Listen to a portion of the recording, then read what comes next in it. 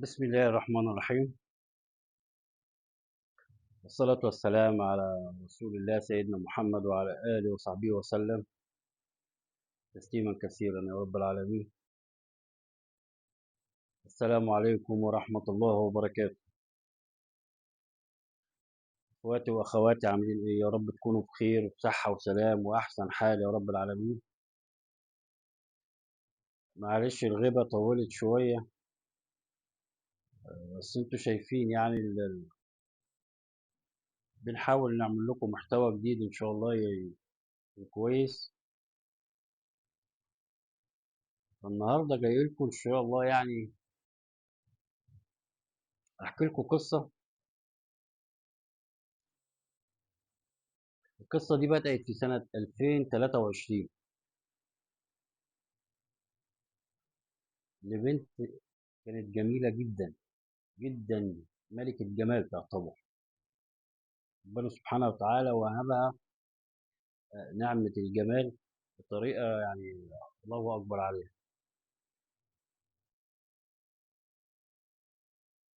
وجالها واحد أكتر من مرة يتقدم ليها، هي كان عندها حوالي 18 سنة.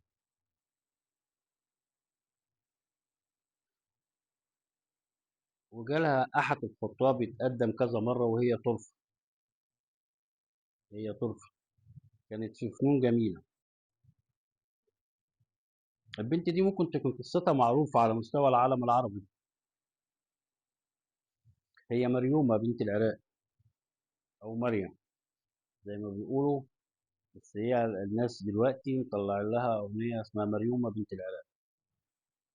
كان عندها 18 سنة وجالها أحد الخطاب علشان خاطر معجب بيها ومعجب بجمالها. فبدأ يتقدم فترفضه، كل ما يتقدم ترفضه ترفضه. فالولد أعوذ بالله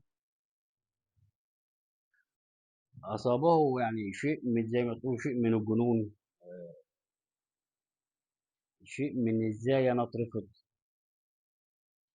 آه، شيء إن ما كنتيش ليا مش هتبقي لحد غيري. فيعمل إيه المختل عقليا؟ المختل عقليا خلاهم نايمين في يوم من الأيام، خلاهم نايمين بالليل واتلتم، خبى وشه، خبى ملامحه. القصة اللي أنا بقولها لكم دي قصة حقيقية وموجودة لحد وقتنا هذا. وخبى ملامحه وتسلل إلى البيت لحد ما دخل لحد أوضة النوم بتاعتها. والبنت كانت نايمة. طبعا احنا البنت جمالها الله أكبر عليها، أي حد كان يشوفها يعمل إيه لما دخل أوضة النوم بتاعتها وكانت هي نايمة؟ المتخلف في جزء يقول رش عليها مية نار، على وشها وعلى جسمها مية نار. وفي جزء يقول لك آه، كب عليها بنزين وولع فيها بالبنزين.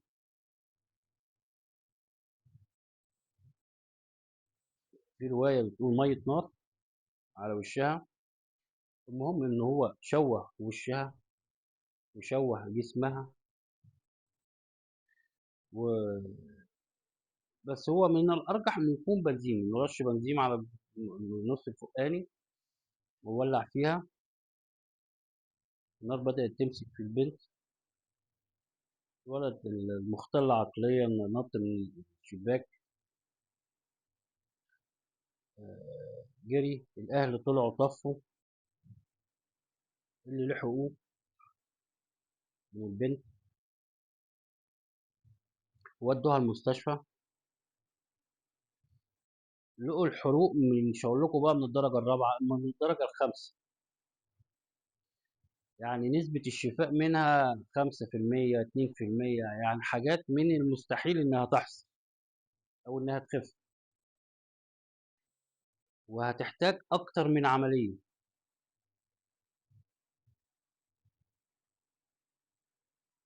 أكتر من عملية. بس شوفوا الأول مدى الفجر بتاع الولد وقلة الدين أو الغرور، محدش عارف إزاي أنا اترفض وإزاي أنا وإزاي أنت ما كنتيش ليا مش هتبقي لغيري. تخش عليها تشوهها، تشوه وشها، تشوه جسمها كله، وشعرها يقع وكله يروح. ده اللي بيحب حد عامة يتمنى له الخير سواء معاه أو مع غيره. المهم أهلها ودوها المستشفى، فالدكاترة في العراق قالوا لهم الحالة دي هتبقى صعبة ومفيش شفا منها، وفي الأول وفي الآخر الشفا بتاع ربنا سبحانه وتعالى، بس نسبة الشفاء فيها قليلة وهتحتاج مصاريف. فأبوها يعني برضه ناس يعني، ناس يعني هم متوسطين الحال يعني مش اللي هم يعني. فقال أنا حتى لو بعت بيتي اللي أنا ساكن فيه مش هيقضي عملية أو عمليتين من اللي هتعمله. فقوم ربنا سبحانه وتعالى أراد إن في رجل أعمال كبير برضه من العراق عايش في الأردن يشوف البنت ويشوف قصتها ويتعاطف معاها، ويطلب إن البنت تسافر تركيا تتعالج، ويطلب من جميع الدكاترة وجميع المستشفيات اللي في تركيا إن معاكم ميزانية مفتوحة، لو عوزتوا مليارات مفتوحة، بس البنت ترجع زي ما كانت. أي فلوس تعوزوها أنا تحت أمركم، وأنا اللي مكلف، أنا اللي مسؤول عنها، وأنا اللي هصرف على الحالة ديت. وأهم حاجة بنتنا بنت العراق ترجع زي ما كانت.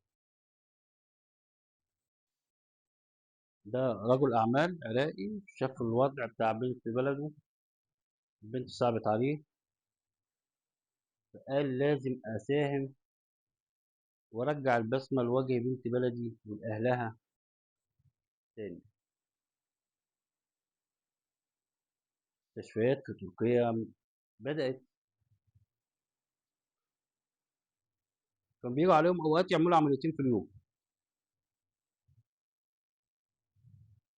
طبعا وصلوا بقى، طبعا انتوا عارفين في العمليات اللي زي كده بتبقى محتاجة ترقيع، بياخدوا حتت من أماكن معينة بيحطوها في أماكن تانية، فيعني الموضوع كبير.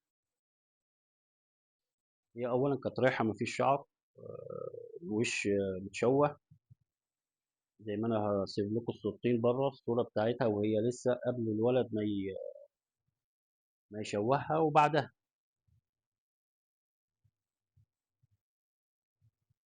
المستشفى ما خلتش في وسعها حاجة، بقالها أكتر من سنتين دلوقتي عمليات استمرار، ورجل الأعمال مش متأخر عنها في أي حاجة. كل اللي بتقول عليه المستشفيات مجاب، مجاب ويتنفذ. عملت عمليات كتيرة،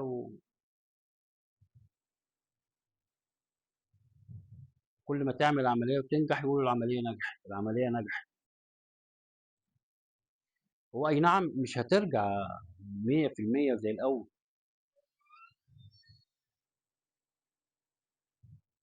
وفي الوقت الحالي يعني بعض الأقاويل بتقال إن هي بدأت تتحسن وتتعافى، وبدأ يطلع لها شعر أو زرعوا لها شعر. الإيدين حاولوا الإيدين أعزكم الله من هنا كلها كده محروقة كده، والوش. فهي بدأت في الأيام الحالية الجسم من جوه بدأ يستجيب للأكل ويستجيب للشرب ويستجيب للعيشة. ده أول حاجة يعني. المظهر من بره بدأوا العمليات اشتغلت الحمد لله إلى حد ما.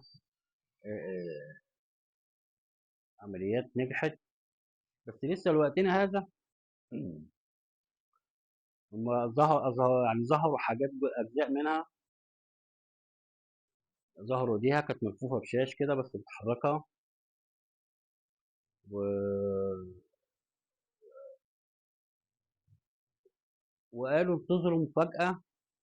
يعني المستشفى اللي هي بتتعالج فيها قالوا انتظروا مفاجأة في الأيام اللي جاية إن شاء الله بإذن الله بخصوص وشها. أنا لسه وشها ما ظهرش. هم قالوا هيبقى مفاجأة للشعب العراقي والشعب العربي كله.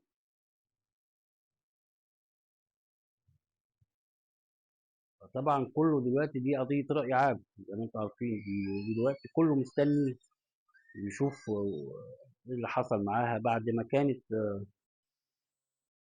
يعني من عداد المفقودين خلاص. يعني تعتبر كانت تتوفى. يعني بقول لكم حروق من الدرجة الخامسة والمستشفيات هناك قالت استحالة ولو ربنا رحمها وتوفت يكون أحسن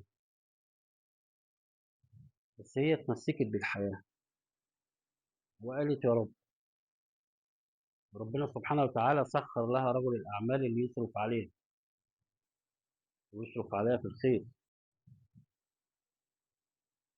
يصرف على بنت لسه طالعة 18 سنة، ربنا وهبها نعمة الجمال. فبعض الناس من الناس المرضى استكتروا عليها لأنه اترفض للجواز أو حاجة فقرر إنه يشوه وشها ويشوه شكلها. بس ربنا سبحانه وتعالى كبير. ربنا سبحانه وتعالى قادر على كل شيء. هي دلوقتي الحمد لله رب العالمين عايشة، تاكل، تشرب، تتكلم. طلع لها يعني زرعوا لها شعر. آه، بدأت تتعافى. والوجه مخبيين قالوا هيبقى فيه مفاجأة خلال الأيام اللي جاية بخصوص الوجه هيطلع مفاجأة. فإحنا ندعي ربنا سبحانه وتعالى آه، إن ربنا يرجع وشها النور والبدر زي ما كان، ترجع ضحكتها زي ما كانت لأهلها ولشبابها. لأن هي دي تعتبر قصة حياة. قصة حياة، قصة كفاح يعني. مسكت بالدنيا لحد آخر لحظة وربنا سبحانه وتعالى اداها. وربنا يشفيها ويشفي كل مريض ويستر على أولادنا ويستر على بناتنا ويستر علينا كلنا. ويجازى الله خير رجل الأعمال اللي صرف عليها ودعمها. دعمها في الخير. دعمها عشان ترجع لشبابها وترجع لعافتها تاني. فجزاها الله كل خير. ولا أراكم الله مكروه كعزيز لديكم. فندعي لها كلنا ربنا سبحانه وتعالى يشفيها ويشيل عنها ويرجعها زي ما كانت. وده كان قصة بسيطة عن التمسك بالحياة. تتمسك بالدنيا وما تيأس. خلي عندك ثقة في ربنا كبيرة مهما تاخد من خبطات أو تقع وتقوم. أعرف إن ربنا موجود. خليك متماسك وربنا سبحانه وتعالى كبير وقادر على كل شيء. أشوفكم على خير. انتظروا إن شاء الله هعمل لكم حلقة قريب عن الدكتور ضياء العوضي الله يرحمه، شهيد العالم العربي. وربنا يرحمه هو كمان وربنا يرحمنا جميعا ويشفي مريومة بنت العراق.